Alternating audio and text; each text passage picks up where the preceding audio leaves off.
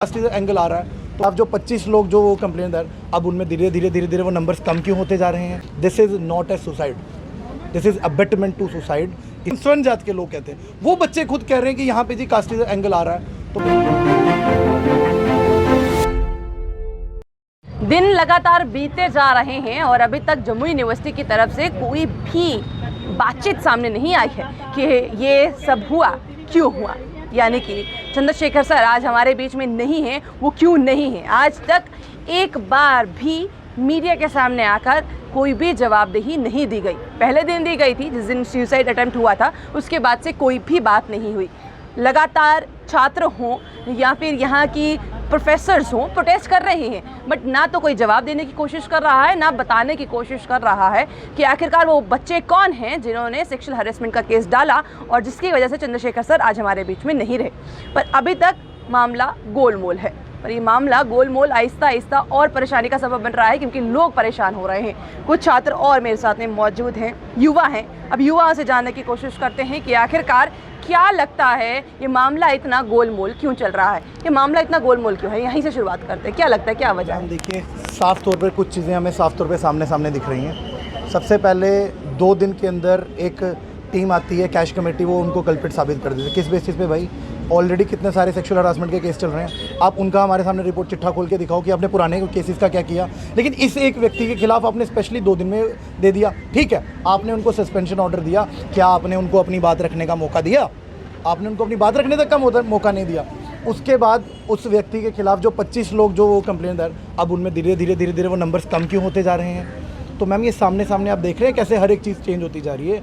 This is not a suicide, this is abetment to suicide. इसमें एक व्यक्ति को आपने उकसाया गया है, उसे अपनी जान लेने पे मजबूर हो गया। ये एक इंस्टीट्यूशनल मर्डर है। और मैम ये जो 3 लोग जो इसके स्पेशल 3 लोग हैं ना, ये 3 लोग जब तक टर्मिनेट नहीं हो जाएंगे ना, तब तक मैम ये हम लोग यहाँ से उठने वाले नहीं हैं, हम लोग नहीं जाएंगे। और हम लोग मैम सिर्फ छात्र नहीं हैं, ये सारे लोग आज जो हैं ये सब सिविल सोसाइटी के मेंबर हैं। कोई एनजीओ से आया है, कोई किसी और फॉर्म। तो आप ये देख रहे हो मैम, ये मासिव की अब डिमांड बनती जा रही है। ये सिर्फ एक यूनिवर्सिटी का इशू नहीं रह गया मैम, ये पूरे JNK का इशू है। एक व्यक्ति को आप इतना टॉर्चर कर दो यार, वो मरने के लिए मजबूर हो जाए। उसकी छोटी बच्ची है, उसका परिवार है, क्या होगा उसके बाद? तो मैम यही मैं कहना चाहूँगा कि 306 के तहत इन तीनों पे FIR रजिस्टर हो, तीनों के तीनों टर्मिनेट हो। और VC इस पे कौन तीनों? हम 3 लोग, एक कन्वीनर कैश कमेटी के, हेड ऑफ द डिपार्टमेंट और रजिस्ट्रार, ये 3 लोग मैम। हमें ये तीनों की तीनों सस्पेंशन नहीं चाहिए हमें। आपने ये मर्डर के जिम्मेवार है मैम, तो इनकी सीधा हमें टर्मिनेशन चाहिए। और उसके बाद 306 के तहत इन पर मुकदमा भी होना चाहिए। 306 के तहत मुकदमा भी होना चाहिए। मैं आपके पास वापस आती हूँ, मैम आपके पास आती हूँ। क्या आपको लग रहा है कि ये प्रोफेसर के साथ में ये गलत नहीं हुआ है? हाँ, ये तो साफ दिख रहा है गलत तो रहा, क्योंकि उनकी प्रमोशन होने वाली थी थोड़े दिन में, इसलिए उनको ये टारगेट किया गया। और 2-3 दिन में कोई अंदर से आप बंद दरवाजे से आप सस्पेंशन लेटर निकाल के आप उनको तो उनके हाथ में पकड़ा देते हो, ये सरासर गलत है। इसलिए हम CBI की मांग करते हैं। लगता है क्योंकि आज तक बड़ी ऐसी जगह आई जहाँ पर बोला गया कि भैया CBI की मांग होनी चाहिए, CBI की मांग हो, CBI इन्वेस्टिगेशन हो, पर CBI इन्वेस्टिगेशन बहुत दूर दूर तक रहती है। मैम वजह ये है, उसकी वजह ये है कि मासिस जो है वो अपनी मांग रखना शायद उनको नहीं आती। और सरकार को पक्का पता लगता है कि हर बारी ये 2-4 दिन आके बोलेंगे, उसके बाद भाग जाएंगे। लेकिन इस बारी सरकार को हम ये कहेंगे, जान गई है जनाब एक व्यक्ति की, नहीं बैठेंगे ऐसे मैम। आखिरी तक हमें 10 लोगों को क्यों ना बैठना पड़ा, हम तब तक नहीं उठेंगे जब तक ये CBI इंक्वायरी नहीं होगी।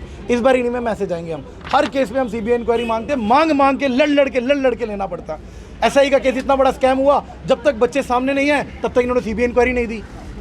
ये बार एक सिट बिठा देते और सिट में वही लोग बिठाते जो कल्प्रिट्स हैं।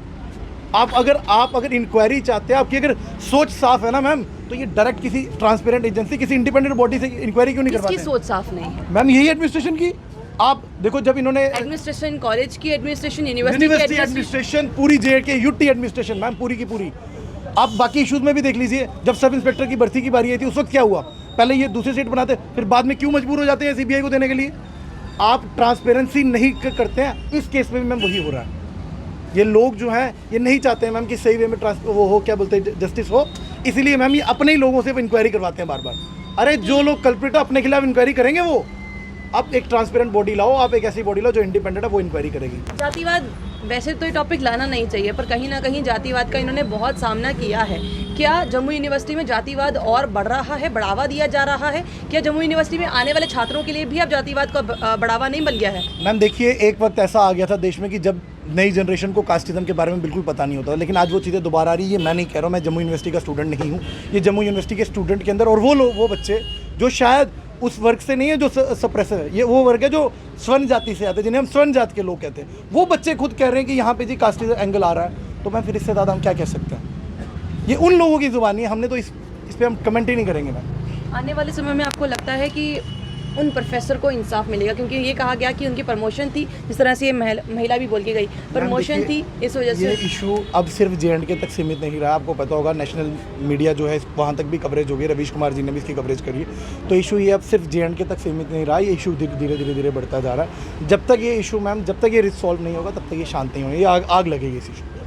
इस इशू पे आग ना लगे, इस इशू को इतना और बढ़ावा ना दिया जाए, इस इशू पर बात हो। यार देखिए, प्रोफेसर चंद्रशेखर हमारे बीच में वापस नहीं आएंगे, वो हमारे बीच से जा चुके हैं, पर दोबारा कोई और प्रोफेसर चंद्रशेखर ना बन जाए, यहाँ पर जेब में चोरी जाकर सस्पेंशन ऑर्डर ना डाल दिया जाए। उस चीज़ का ध्यान रखने के लिए कहीं ना कहीं एडमिनिस्ट्रेशन को, मैं सिर्फ कॉलेज की या फिर अलग अलग कॉलेजेस की या जम्मू यूनिवर्सिटी की एडमिनिस्ट्रेशन की बात नहीं करी, मैं एडमिनिस्ट्रेशन की बात करी, जम्मू कश्मीर एडमिनिस्ट्रेशन की, कि सामने आ जाए और ये जो हुआ इसको दोबारा रिपीट ना हो। और जिसने ये सब किया है कि 2 दिनों में सेक्सुअल हरासमेंट का पूरा मामला सॉर्ट करके इतनी स्पीड वो पहुंच गए, उन पर भी कहीं ना कहीं अब इन्वेस्टिगेशन होनी ज़रूरी है कि आखिरकार भैया आपने इतनी स्पीड लगाई कहाँ से? पुलिस भी इतनी स्पीड नहीं लगा पाती, आप तो पले और स्पीड लेके बैठ के आगे पहुँच गए। अब अपनी राय आप बताइए कि आखिरकार क्या हो रहा है, क्या नहीं हो रहा है, क्योंकि आपकी राय ही सर्वोपरि है और आपकी राय ही कहीं ना कहीं सर को इंसाफ भी दिलाएगी। बने रहिए दनकर रत्ती के साथ।